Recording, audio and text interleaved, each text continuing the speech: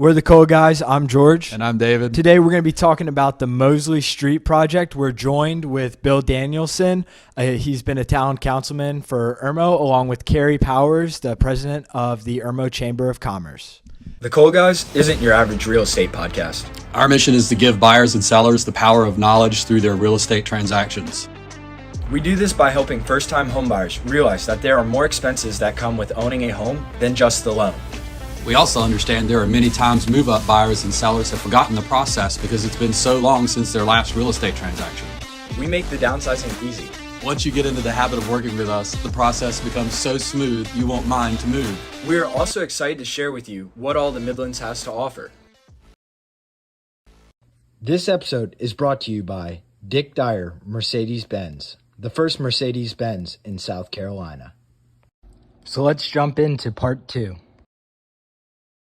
But going back to the acquisition of properties, because we're excited about this project, what happens if you can't get all 12 properties? Does the project just go down the drain, or do you have a backup plan already? And secondly, have you reached out to the owners of the land yet? George, we're not going to have that kind of negative thinking. Yeah, nope. Not going to have that. Just asking the tough question. I thought I was being straightforward here like you. Well, yeah, it's a good question. Again, I'm tired of giving you compliments. But the reality is this will move forward one way or the other. We don't expect to get all 12 parcels out of the box, but we will get those parcels by whatever way that we can legally do that as a town. And that will happen. But my goal is that everyone will negotiate in good faith and will be willing to sell and know that this is the time for them to sell. If not, there are other avenues we can take as a town to do that. But I would like to step back. Did that answer that question? No. Enough? Okay. And mention that, and this is very premature, but Mayor Walker and I had a meeting yesterday with a brewmaster from the upstate, and a developer. Not that we're going to bring a developer in to develop the whole 8.9 acres that we're acquiring, but this is exactly in their wheelhouse. This is what they want to do. This is what they're doing right now. I would tell the folks to get on their computer and Google the Fountain Inn flower shop, right? The city of Fountain Inn, Flour, flower, and the redevelopment that's going on there. These guys are doing exactly what we're looking to them to do. Looking for someone here to do. Imagine a 6,500 square foot brewery with outdoor activities blending right into the park. With their idea is put a 22-foot television out there for games and football games, sporting events. So, frankly, the interest is there, and they had already pointed out a spot within the 12 lots that they'd want to be. So, and that's just the first of many, many meetings we hope to have going forward. So, if we don't acquire all 12, we will get the bulk of them, and the other people will jump on. We'll jump into this. Our goal is to get it so that we can kickstart this whole thing off and start with reasonably reasonably priced property. Because once we put $3 to $4 million of investment into that road, in that infrastructure, water, sewer, road, sidewalk, street lights, whatever it may be, once we do that, the property's going to be worth a different value. Yeah. And we're not willing to invest that money without having a guarantee of control of a certain number of entities. That's just not going to happen. So earlier when you were talking about the development of roads here in our area and the layers of bureaucracy, and you've talked about having control over the look and feel of this, what are you doing differently than like other government agencies to manage this project so you end up with an end product that is part of the vision? Who's going to manage this, control this, so that politics don't get involved and turn this into some kind of hybrid solution that doesn't fit the vision that you have for it? That's a good question. I think I've said that a few times today, but all good questions. I can only speculate on the answer to that. The answer to that would be that the citizens of the town of Irmo make their voices be heard at the ballot, right, at the ballot box on election day. They need to make sure that this project stays on track, and this project will be run by the town.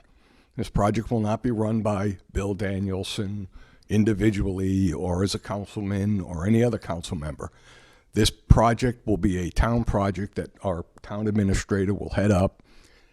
We just hired a new development / zoning appraisal guy, and I haven't met him yet, but we're getting ready to start, I believe. So we're primed for this. What are we doing differently than others? Really not much, but what we're doing differently that is unique is we're developing a new area, right? Because we don't have a main street. What most towns and municipalities are doing now is they're redeveloping old main streets, okay? Old downtown districts, surrounding districts like the Fountain Inn historic flower shop, you know, what we did with Adler Flower years ago, those types of things. That's where it's unique, and that's where we're unique, is we're going to develop from the ground up, and we have to maintain control of that by putting the special overlay in, special district in, by acquiring these 10 to 12 properties and overseeing the development of those according to our plans. That's how we control it. And control can be used sometimes as derogatorily. People go, oh, you want too much control. We cannot have enough control of this product, and that's why it's unique. So, Kerry, I know one of the things that you have really worked hard for is to build a relationship with the town of Irmo through the Chamber of Commerce, and you have done an extremely good job at doing that over the years, and it's probably at its height right now, where you have a level of cooperation between the two organizations that just hasn't existed before. That said, you know, where do you want this to go? What do you really hope this really becomes for the town of Irmo? Well, I want people to talk about the town of Irmo in a very positive fashion. You know, I want us to be a topic of conversation for all the right reasons. That hasn't always been the case, you know. But yeah, we try very hard to work, you know, have a close relationship with the town administrator, Courtney, and, you know, his vision is the same as my vision. He wants Irmo to be on the map. And, you know, it's very, very important to both of us that there is a perception, and that everybody that lives here, works here, visits here, feels that we are a nice, cohesive unit, the town and the chamber. You know, obviously there's a lot of businesses that support the chamber that aren't necessarily in our town limits, but you know, it's my goal to make sure that as many as possible, you know, are involved with us, because it's just good for everybody. So I think my biggest thing is that I look at this as a huge positive impact on our town. Obviously, the economic impact is something that is incredibly interesting to me, but it just gives me something to talk about. It's just one more arrow in my quiver to attract people here. Can I add something real quick? No. Thank you. I appreciate that. I'm going to do it anyway. When I made the comment, you asked me about sustainability. Yes, sir. As far as a government and political process.